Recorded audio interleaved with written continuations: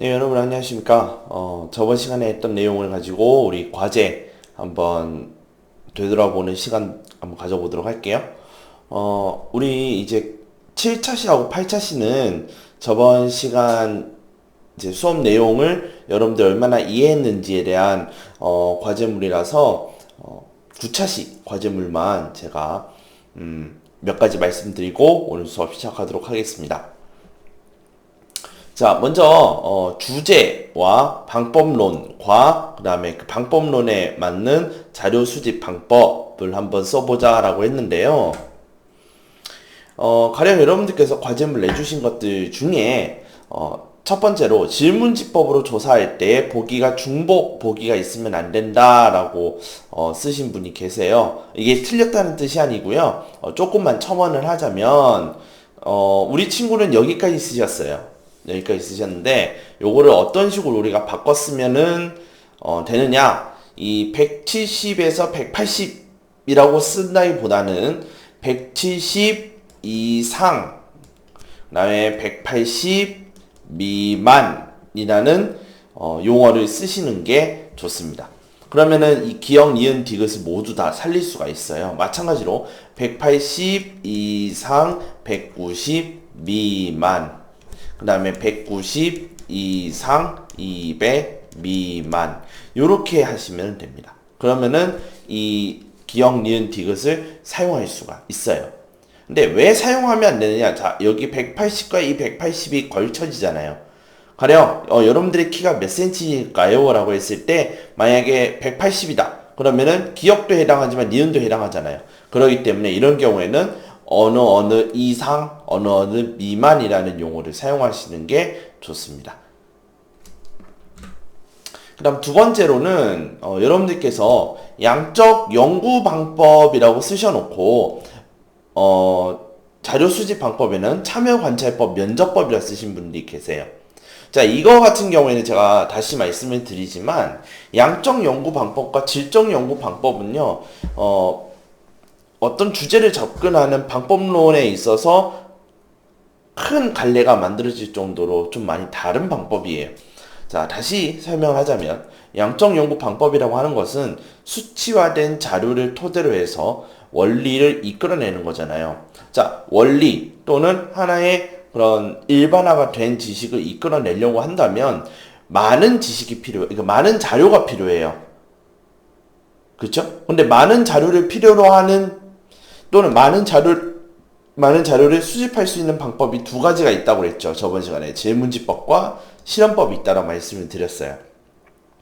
그런데 참여관찰법이나 면접법을 하게 되면 많은 자료를 수집하기가 어려워요. 왜냐하면 참여관찰법 같은 경우에는 우리가 직접 그 연구 대상에 가서 1차 자료를 수집하기 위한 방법이지, 많은 질문지법이나 실험법처럼 이제 많은 자료를 수집하는데 용이한 방법은 아니라는 거예요. 면접법도 마찬가지죠. 면접법도 모집단에서 표본 추출하는 것은 질문지법이나 실험법이나 똑같은데, 같은 방식인데 질문지법이나 실험법에 비해서 비교적 많은 표본을 채취하기는 어려워요. 그러니까 표본을 추출을 해서 그 표본에게 면접을 하는데 많은 수량을 감당할 수가 없단 말이죠. 그래서 심층적인 자료를 얻고자 하는 데에 유용한 방법이기 때문에 사실 참여관찰법이나 면접법은 양적 연구 방법보다는 질적 연구 방법에 조금 더 어울린다, 좀 더 맞는 것 같다라고 보시면 되겠습니다. 그런데 문헌연구법을 쓰신 분이 계신다면 이 부분은 괜찮아요. 왜냐하면 양적연구 방법에서 우리가 절차에 대해서 얘기를 할 때 처음에 우리가 주제를 설정을 하고요. 그럼 그 주제에 맞는 가설을 우리가 설정을 해야 될 때 주제와 가설에 대한 내용을 우리가 이제 기록을 해야 할 때 사실 가장 많이 사용하는 방법이 문헌연구법이라서 그래요. 다시. 자, 우리가 이제 연구를 해야 되잖아요. 그럼 연구에 대한 주제를 설정해야 되죠. 그죠? 그러면 주제를 선정을 한 다음에 그 주제에 대해서 문제 제기를 할 거 아닙니까? 그 문제 제기와 동시에 우리가 가설을 설정하겠죠. 그러면은 기존에 어떤 연구들이 이루어졌는지 우리가 알아야 우리가 하고자 하는 그 연구 주제에 관련되어서 가설을 설정을 할 수가 있겠죠. 그렇기 때문에 양적 연구 방법에서 문헌 연구법은 많이 사용을 하고 있습니다. 자, 질적 연구 방법도 마찬가지예요. 주제를 설정을 해서 문제 제기를 하죠. 그죠? 대신에 가설을 설정하지 않는 것이 질적 연구 방법의 특징이라고 말씀을 드렸었고요. 그렇기 때문에 역시 문제 제기하는 과정에서 여태까지 어떤 연구가 또는 어떤 방식의 연구들이 진행되어 왔는지 그 연구의 방법, 그 다음에 그 방향, 동향 이런 것들을 문헌연구법을 통해서 우리가 알 수 있어요. 그렇기 때문에 문헌연구법은 양적 연구 방법뿐만 아니라 질적 연구 방법에서도 두루두루 사용하고 있는 방법이라는 것을 제가 다시 한번 말씀을 드립니다. 자, 그렇게 된다면 만약에 여러분들 과제물 하신 분들 중에서 양적 연구 방법이라 해놓고 질적 연구 방법에 해당하는 그 자료 수집 방법을 쓰신 분들이 있으면은 우리 생각을 다시 해야 되겠죠. 그죠? 다시 양적 연구 방법은 많은 자료를 수집하는 게 중요해요. 그렇기 때문에 상대적으로 그것이 유리한 방법이 뭐가 있다? 질문지와 실험법이 있고, 질적 연구 방법에서 유용한 방법이 뭐다? 참여 관찰과 면접법이 있다라고 말씀드렸고요. 문헌 연구법은 양적과 질적 모두 많이 사용하는 기법이다라고 다시 말씀을 드립니다. 자, 그러면 오늘 우리가 사회탐구 방법 드디어 55페이지에 사회탐구의 다양한 연구 방법에 대해서 보도록 하겠습니다. 자, 우리가요, 연구 방법에는 여러 가지의 연구가 있어요. 연구도 그냥 주먹구구식으로 하는 게 아니라 어떤 목적에 따라서 또는 어떤 식으로 조사를 할 것인가에 따라서 여러 가지 연구 방법이 있습니다. 그래서 총 4가지가 있는데 조사, 문헌 분석, 문화기술적, 실험 연구가 있는데 오늘 우리가요 이 조사 연구에 대해서 자세하게 알아보는 것은 11차 시에 하게 될 거고요. 문헌 분석 연구는 12차 시에 하게 될 거예요. 그래서 우리 오늘 연구 방법의 다양성, 그러니까 사회탐구의 다양한 연구 방법이 지나가고 나면 바로 조사 연구에 대해서 자세하게 다룰 것이고, 그 다음 시간에는 문헌 분석 연구에 대해서 다루고 오늘 끝나게 될 거예요. 자, 그러면 우리가 조사 연구라는 것이 무엇이냐? 우편이나 면접이나 온라인 조사를 통해서 무엇을 확보하고자 함이냐? 질문지 같은 것들을 보내는 거예요. 사람들에게 물어보는 거죠. 물어보는데, 자, 우편과 면접과 온라인 조사를 하는 것은 이러한 조사를 통해서 자료 수가 많이 들어올까요? 적게 들어올까요? 많이 들어온단 말이죠. 많은 자료 수집에 유용한 방법이에요. 자, 다시 조사 연구라고 하는 것은요, 많은 자료 수집에 유용한 조사들을 하는 거예요. 그렇기 때문에 사람들에게 물어보는데, 그러면 대체적으로 질문들이 심층적인 질문을 그러니까 심층적이고, 그 다음에 그러니까 정해져 있지 않은 질문들을 할까요? 자, 우리 정해진 질문들을 한다는 겁니다. 정해진 질문. 그 다음에 표본이 다양화가 되어 있음에도 불구하고 그 다양한 표본들에게 따로따로 질문하는 것이 아니라 정해진 질문과 동일한 질문을 하는 거죠. 자, 이걸 통해서 그들의 반응, 그리고 그들의 이제 회신을 할 거 아니에요. 그죠? 응답한 것을 가지고 자료를 분석하고 하는 것을 조사 연구라고 그러고요. 자, 문헌 분석 연구 같은 경우에는 내가 직접 조사 연구나 문화기술적 연구나 실험 연구처럼 내가 스스로 또는 내가 직접 연구 대상자들에게 가가지고 뭔가 실험을 한다든지 그들의 생활을 본다든지 또는 그들에게 뭐 응답을 구하는 그런 질문을 한다든지가 아니라 기존에 같은 주제로 연구를 해왔던 자료들, 즉 이걸 2차 자료라고 그러죠. 그죠? 다른 사람이 또는 제3자가 유사한 주제 또는 동일한 주제를 가지고 연구한 것을 바탕으로 만든 자료. 그죠? 그것을 우리는 2차 자료라고 얘기를 했었어요. 그 2차 자료를 활용하여서 연구하는 방법, 문헌 분석 연구가 되겠고요. 문화기술적 연구는요, 그러니까 저번 시간에 우리 책에 어떤 내용이 있냐면, 제가 헷갈릴 수도 있어요. 예, 그렇지만, 제가, 사회과제연구에서 했는지 모르겠는데, 어떤, 문화 인류학자가, 그 아프리카 오지에 있는 그 원주민들을 만나는 그러한 방법이 있죠. 그러니까, 카메라를 그 사람들이 가는 곳곳마다 다 들이밀고, 그 다음에 그 사람들의 하는 모습을, 일일이 관찰하고 그 다음에 그것을 기록을 하고 그쵸? 그런 자료를 우리는 뭐라고 그랬습니까? 1차 자료라고 했어요. 내가 직접 그 어떠한 연구 대상자들의 그런 활동과 그러한 일거수일투족 또는 그 연구 대상자들에 대한 가공하지 않은 원 자료를 우리는 1차 자료라고 그랬죠. 그쵸? 그것을 가지고 수집을 해서 그 수집된 1차 자료를 가지고 연구하는 것을 문화기술적 연구라고 합니다. 자, 그럼 마지막 실험 연구라고 하는 것은 우리가 실험한다라고 그러잖아요. 어떤 집단을 2개의 집단 또는 3개의 집단을 나누어서 이 집단에다가 원인과 각각의 원인이 있을 거 아니에요. 가령 이제 G라고 할게요. GA, GB라고 했을 때 AGA가 각각 A와 B에다가 병원체를 집어넣는 겁니다. 예? 그러니까 바이러스를 집어넣는 거지. 바이러스를 집어넣는데 이 AG에다가는 백신을 넣고 그 다음에 GB에다가는 안 넣고 이렇게 하면은 어떻게 되겠습니까? 이 백신을 맞은 애는 살고 그죠? 이게 없어지니까. 그 다음에 안 맞은 애는 이 바이러스에 의해서 죽게 되겠죠. 그쵸? 이렇게 죽게 되겠지. 이런 식으로 실험을 하는 겁니다. 그러면, 독립변인과, 그 다음에, 종속변인 있잖아요. 이거 우리 얘기했죠. 그죠? 자, 우리가 인과관계에 대해서 원인이 해당하는 것은 뭐예요? 독립변인이죠. 그 다음에 이 원인으로 인해서 영향을 받는 것을 종속변인이라고 그래요. 그러니까 결과죠. 그러니까, 독립변인 외에 다른 변인을 통제하여서 이 독립변인을 조작하는 겁니다. 그랬을 때 독립변인을 조작한 것으로 인해서 어떤 결과가 나오는지 분석하는 것을 실험 연구라고 그래요.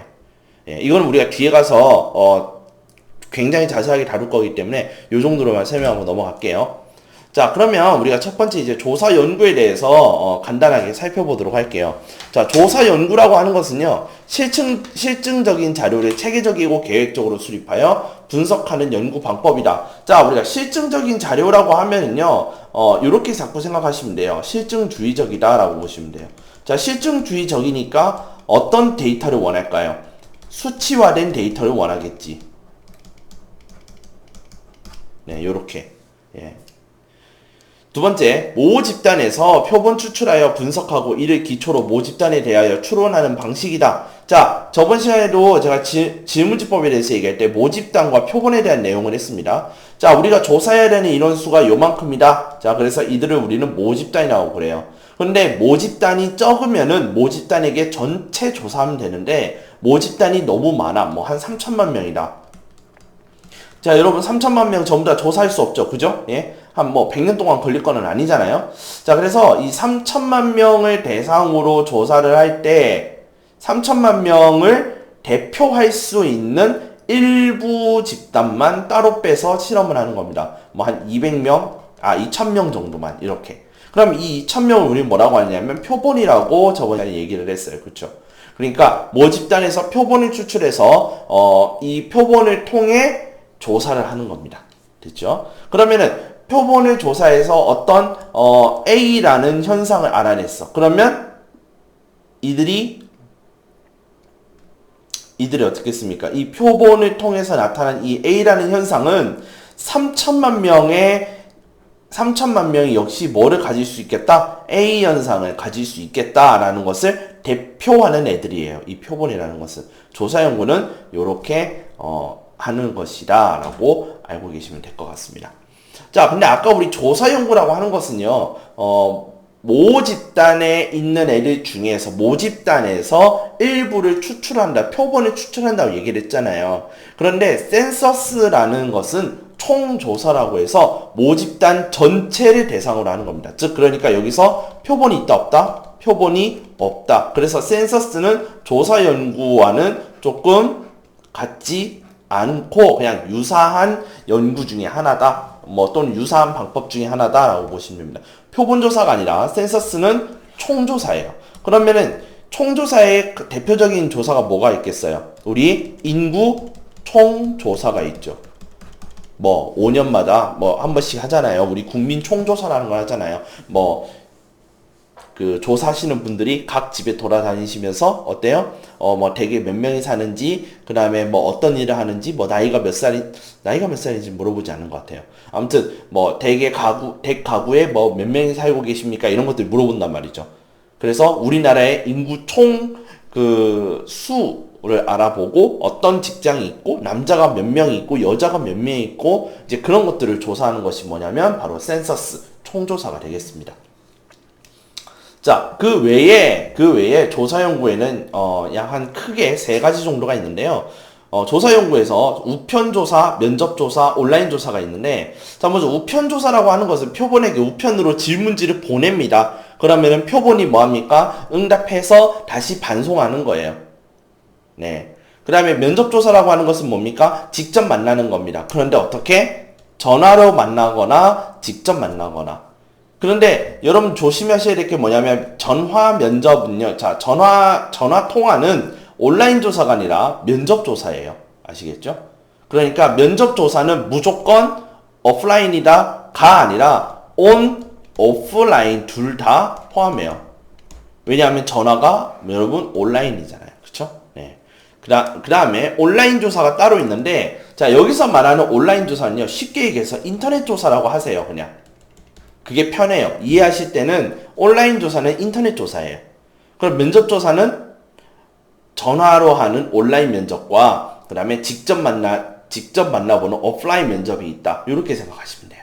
그런데 온라인 조사는 전화 조사를 제외한 인터넷으로 하는 조사를 온라인 조사다라고 생각을 하시라고요. 왜? 이메일과 인터넷을 활용한다고 했잖아요. 그쵸? 그럼 우리가 이메일을 활용하려면 무엇이 있어야 돼요? 인터넷이 있어야 되겠죠. 그쵸? 그 다음에 여기서 말하는 인터넷이라고 하는 것은 무엇을 의미하느냐? 무슨 포털 사이트 또는 우리 요즘에 여러 가지 방법들로 조사를 하잖아요. 설문. 우리 유튜브 같은 데도 보시면은 그 광고할 때 한 번씩 여러분들은 어떤 차를 타시나요? 해가지고 찍는 거 있죠. 그쵸? 그런 것들도 역시 뭐냐면 이런 온라인 조사에 해당한다라고 보시면 되겠습니다. 자, 문헌 분석 연구는요, 탐구하고자 하는 현상에 대한 정보를 담고 있는 문헌 자료를 수집하고 분석하는 연구 방법. 자, 무슨 말인지 모르겠다. 자, 밑에 보세요.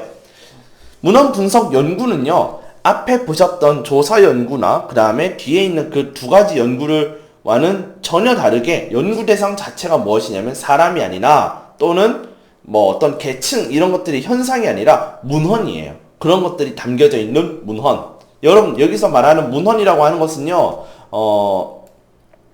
자료라고 보시면 됩니다. 자료. 그 다음에 이 자료긴 자료인데 어떤 자료냐면 가공되고 정리되었다라고 보시면 돼요. 그러니까 대표적으로 어떤 것들이 있겠습니까? 논문. 그 다음에 어떤 통계. 어떤 또 가공된 것들이 뭐가 있을까요? 저서 등등등 이런 것들이 있겠죠. 그죠? 자, 1차 자료를 가공을 한 것들이 바로 문헌이라고 보시면 돼요. 됐죠? 그렇기 때문에 그런 것들을 연구 대상으로 삼기 때문에요. 연구하고자 하는 사회 현상에 영향을 전혀 미치지 않는 상태에서 진행합니다. 자, 또는 사실 이 문헌이라고 하는 것은요, 근본적으로 얘기하자면은 내가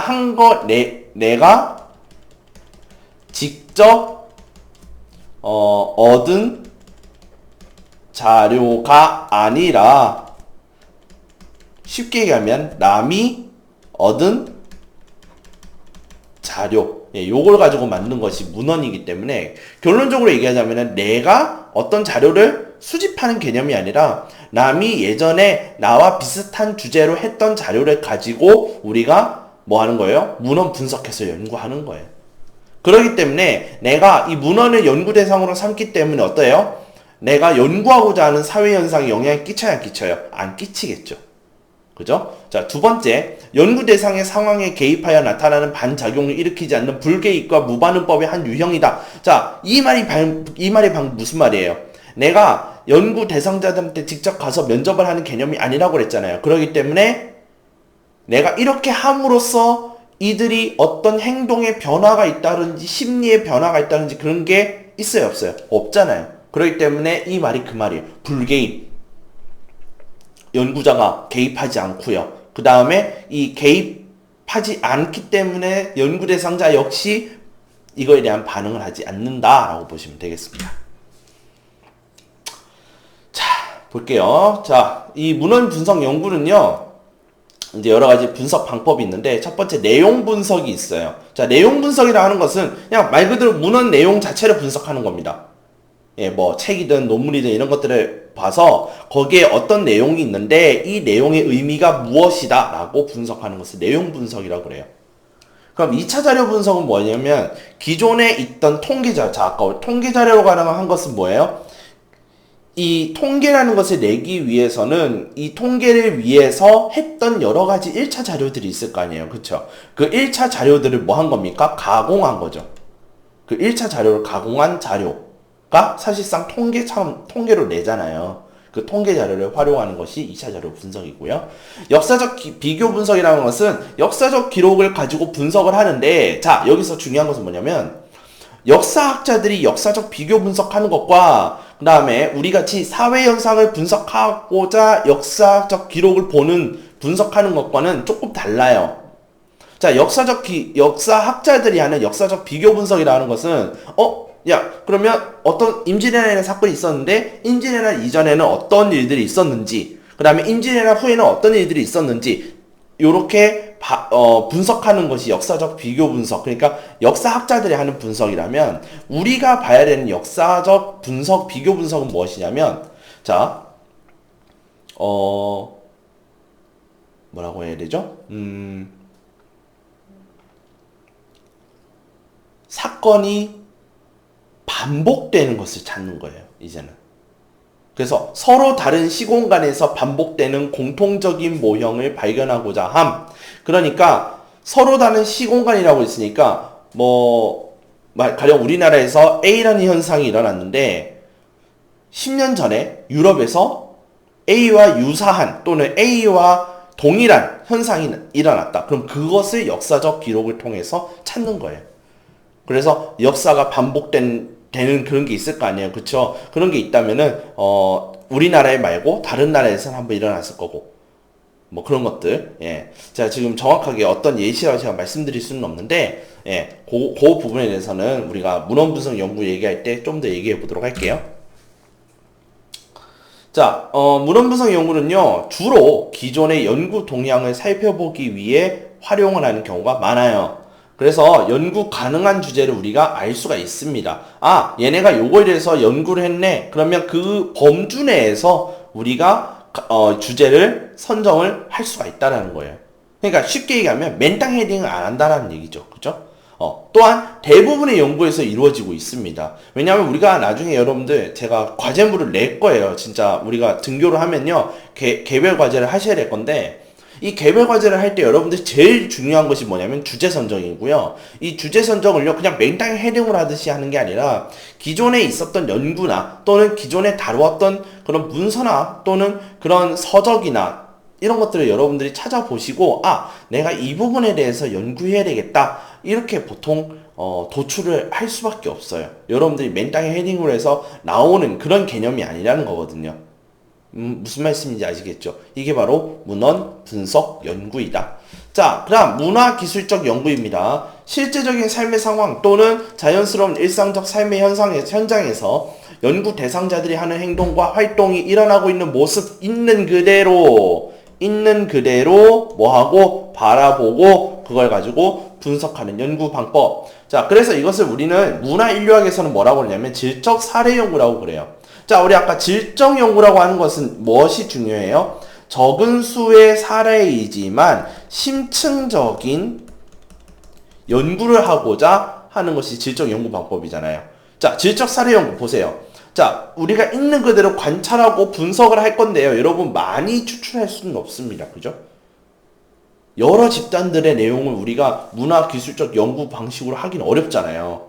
그러니까 특정한 대상 또는 특정 대상자들의 그대로 관찰하고 분석하는 수밖에 없죠. 우리 왜 이렇게 생각하시면 돼요. 다큐 3일 이거 아시죠? KBS에서 하는 그 다큐 3일 해가지고 72시간 동안 밀착 취재하고 하는 것들 있죠. 이게 바로 문화기술적 연구 방식이라 생각하시면 돼요. 딱 저거예요. 그러면 이 다큐 3일을 통해서 편집을 안 한 다큐 3일은 뭐예요? 72시간 동안 찍은 그 다큐 3일의 그 원본을 우리는 뭐라고 그래요? 1차 자료가 되는 거예요.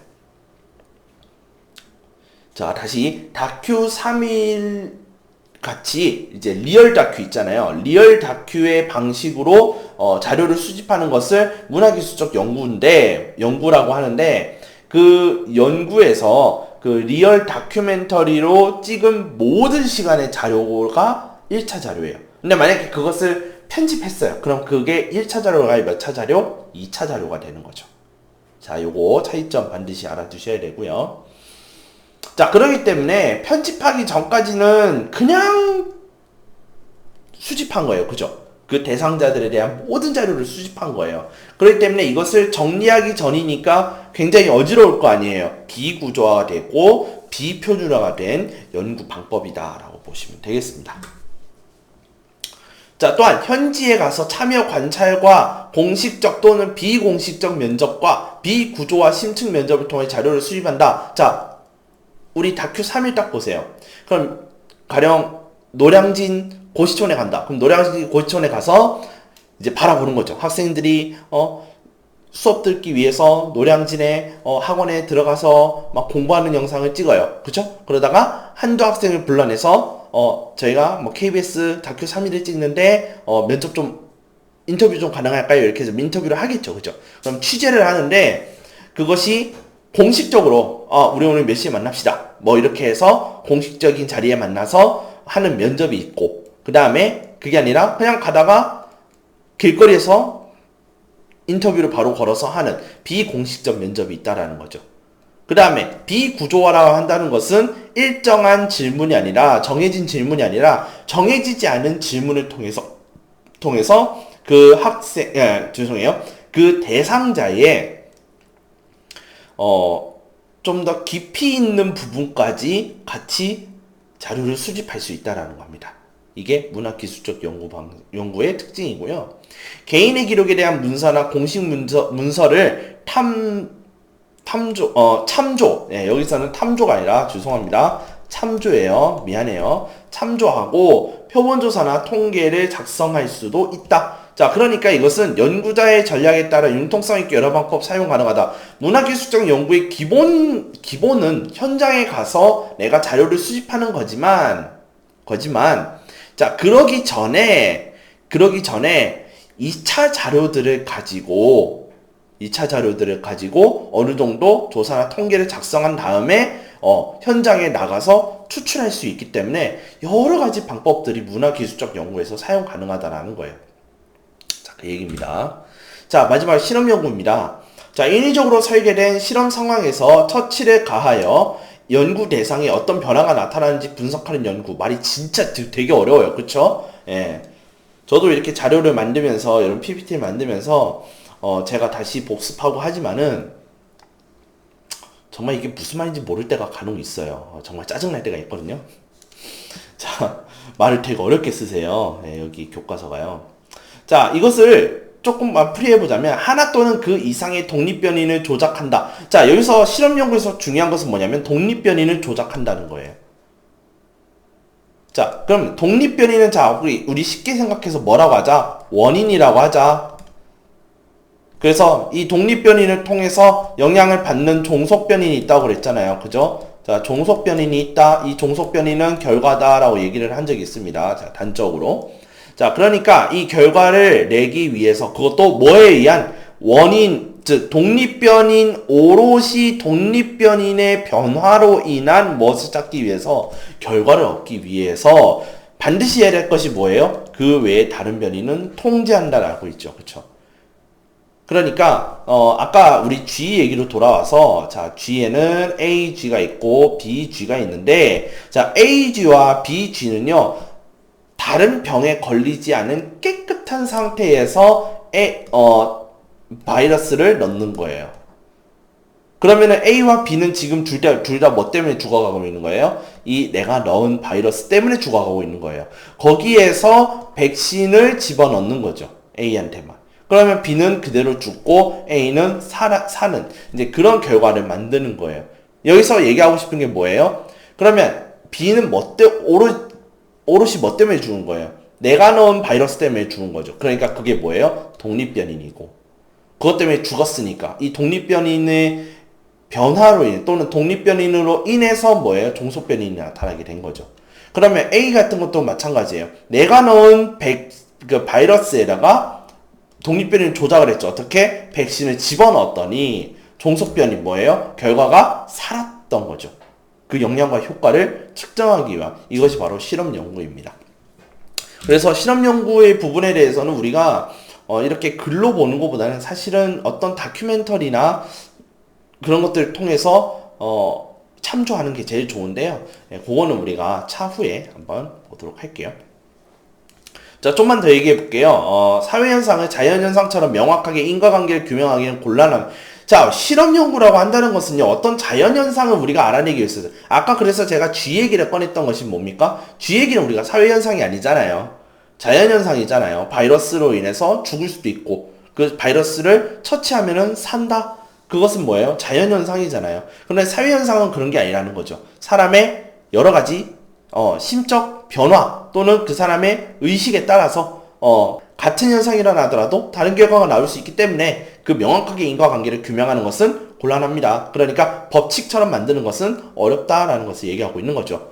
두 번째, 실제적 여건이나 윤리적 쟁점으로 인해 쉽게 사용하기 어렵다. 자, 아까 같이 G를 쓴 것은 우리 사람들 사이에서 합의가 된 내용이니까 G를 가지고 실험할 수가 있는 거지만 사람을 가지고 한다든지 또는 아무튼 윤리적 쟁점으로 인해서 다룰 수가 없는 부분이 있다라는 거죠. 그렇기 때문에 실험 연구는 제한을 받을 수도 있다.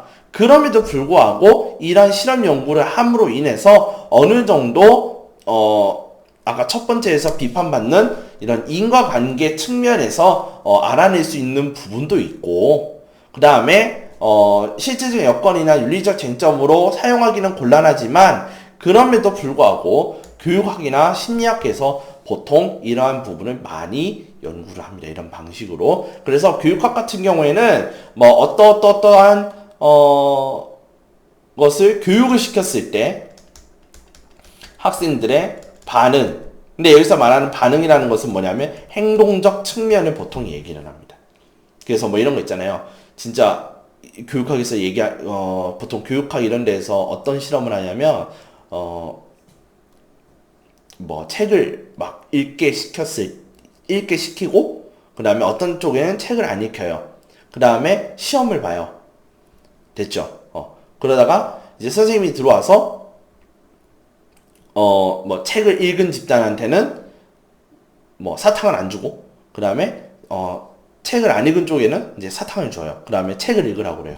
그러면은 책을 안 읽었던 애들은 선생님이 보상을 안 해주니까 다음 점점점 안 읽어요. 그런데 책을 안 읽던 친구들이 선생님이 막 사탕을 주니까 좋아서 책을 계속 읽어요. 그 다음에 다시 시험을 봐요.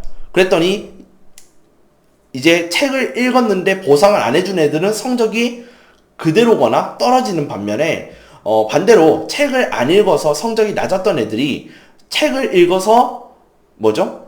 이제는 성적이 비슷하게 따라오거나 아니면 많이 향상되는 결과, 그런 것들을 우리가 실험을 할 때 사실 교육학에서 제일 많이 합니다. 자, 심리학 같은 경우는 더 그렇죠. 맞죠? 어떤 것들이 우리 제일 우리 생활과 밀접까지는 아니지만 우리가 가장 쉽게 볼 수 있는 게 뭐냐면 연애 심리학 같은 거 있잖아요. 그렇죠?